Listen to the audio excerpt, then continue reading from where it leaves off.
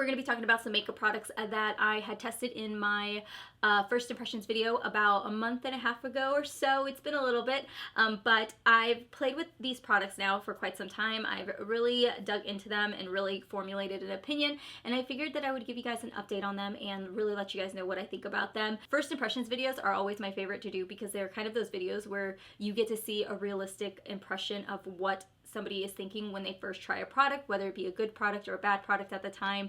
But then off camera, you guys probably don't see that I use these products quite often, and sometimes they get featured in my monthly favorites, or I reuse them and talk about them there. I don't really ever do a dedicated video on them as far as like an update, and I think I've seen a couple of people do this. I know Samantha March, I've seen her do them before, and I figured I would do it because if you guys watch that video, which I will link right here if you guys want to check it out, I had voiced opinions on those products, but now I wanted to give you guys a better understanding of the products and what I really think about them. So that is what we're going to do today. If you guys are new to my channel, thank you so much for watching. I hope you guys enjoyed this video, and we're just going to get right into it.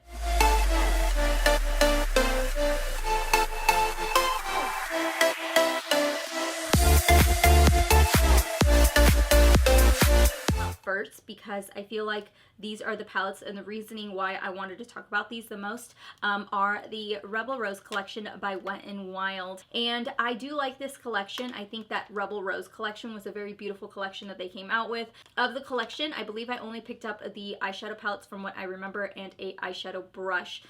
There were a few other items in that collection that I just wasn't really drawn to, so I only ended up picking up the 3 palettes. I will say that the more and more I played around with these palettes, the more I felt like they were kind of all the same. Each of the palette has a very deep maroonish pink shade in it, which, depending on what kind of color you like to deepen your crease, that might be a selling point for which palette you would want.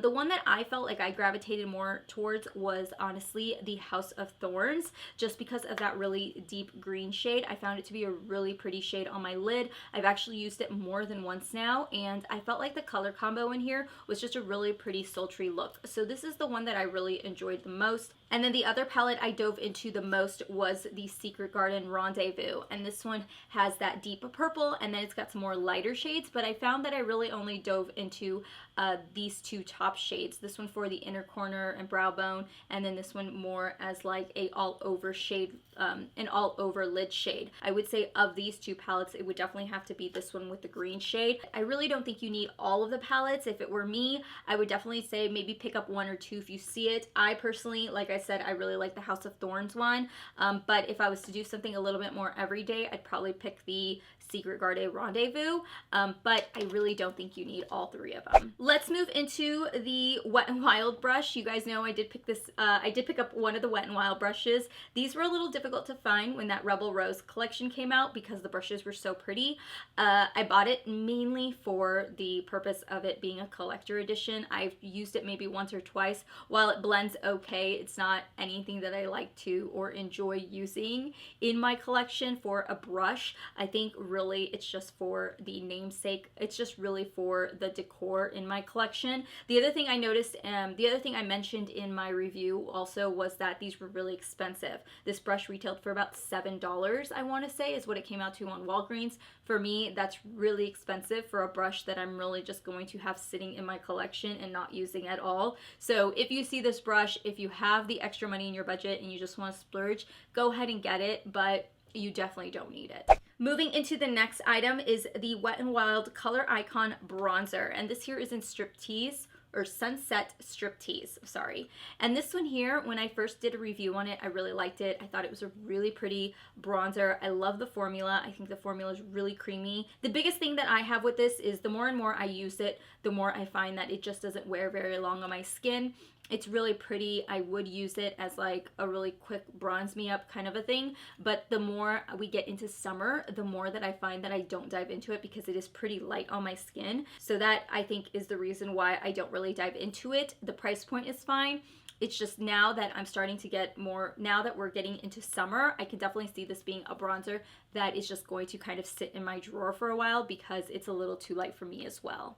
Then we move into foundation. I did test out the MOIRA Complete Wear Foundation. This was a foundation that I got through Octoly, I remember, and I actually still really like it. I'm actually wearing it today because it's super full coverage. I do like the way it wears on my skin. I do like to mix it also with a lighter consistency, but I find that it wears really well on my skin throughout the day. It is a more long-wearing foundation. I do like the color selection. It actually matches me perfect now. When I first wore it, it was a little too dark, and now it's like the perfect color combination. The shade that I have is in 350 Classic Beige, but I just like it. I think it's a good foundation. I don't really know much about the brand besides what I had found through Octoly, but I've really been enjoying it. I was really impressed with the way that it wore on my skin. I remember, you know, I've played with this a few times on my off days, and especially when I have a finicky day where my skin's breaking out or I just have some really bad breakouts, this stuff will cover, and I can use it with a brush or I can use it with a sponge. I prefer to use it with a sponge just because I find that it is a very fuller coverage foundation, so you can get really cakey with this really quickly. But if you were looking for something that's going to be full coverage, this is definitely the foundation. My only con with that foundation is just that it definitely feels like I'm wearing foundation. Like today, I don't feel like I'm wearing super light foundation, which, you know, I can definitely say that I have some other foundations in my collection that are very light on my skin but have that full coverage effect to it. So this is something where you're definitely going to feel the foundation on your skin, but if you are looking for that coverage, this is definitely a brand that you might be interested in if you enjoy full coverage foundations. I did test out 2 concealers in my first impression video, and I used the L'Oreal concealer, which I cannot find for some reason, but I've mentioned that one numerous times in numerous videos that I really love it. I think it's great. It's hydrating, it's full coverage. It's just that the shade selection for me is just a little too light, but all around, all in all, I would definitely repurchase that concealer. For some reason, I don't know where it's at in my collection, but we'll move into the next concealer. The shade that I picked up is in the shade Light 10, and I will be the first to say that this shade is just way too light for me, you guys. I wouldn't say it's the best concealer I've tried. This past 2 months, I definitely feel like this was the months for me to try out so many different concealers. I have a handful of concealers that are newer in my collection, and I would definitely say that this is one that I don't reach for as much. I think maybe I was just so excited and so wanting to love it because I love the foundation and I love the setting powder. They are one of my favorite products.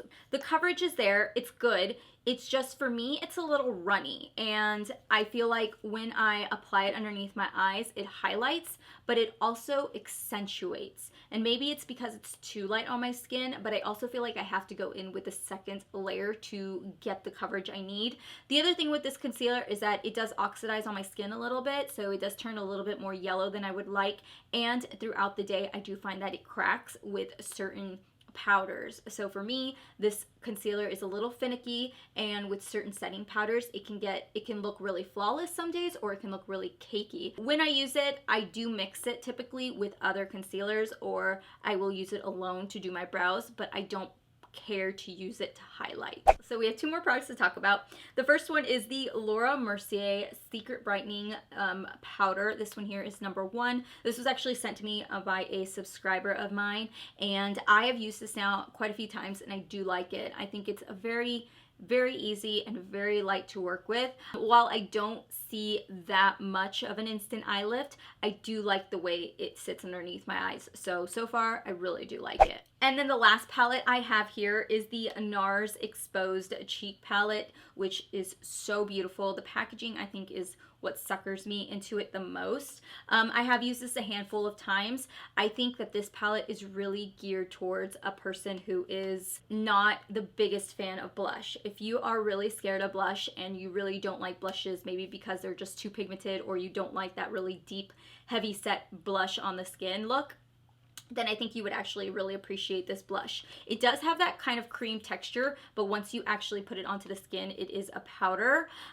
So that is the nice thing about it. I was a little nervous that it was a cream blush because I don't care for cream blushes, but once you actually put it onto your brush, it does work with any brush, which is really nice.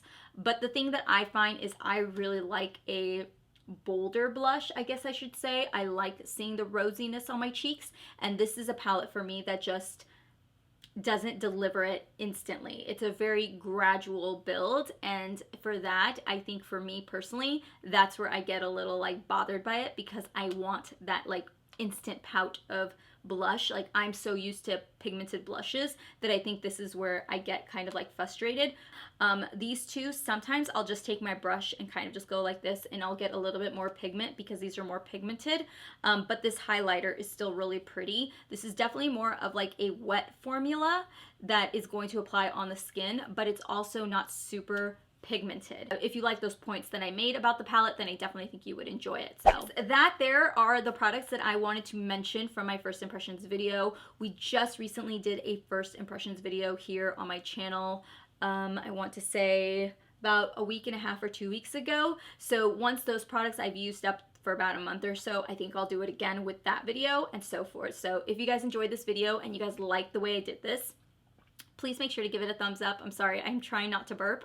And I hope you guys enjoyed this video, and I hope you guys enjoyed me. And if you guys are new to my channel, please make sure to hit that subscribe button. You guys know I upload on Tuesdays, Thursdays, and Sundays at 6 p.m. So I hope to see you guys all in my next video, and I will talk to you guys later. Bye.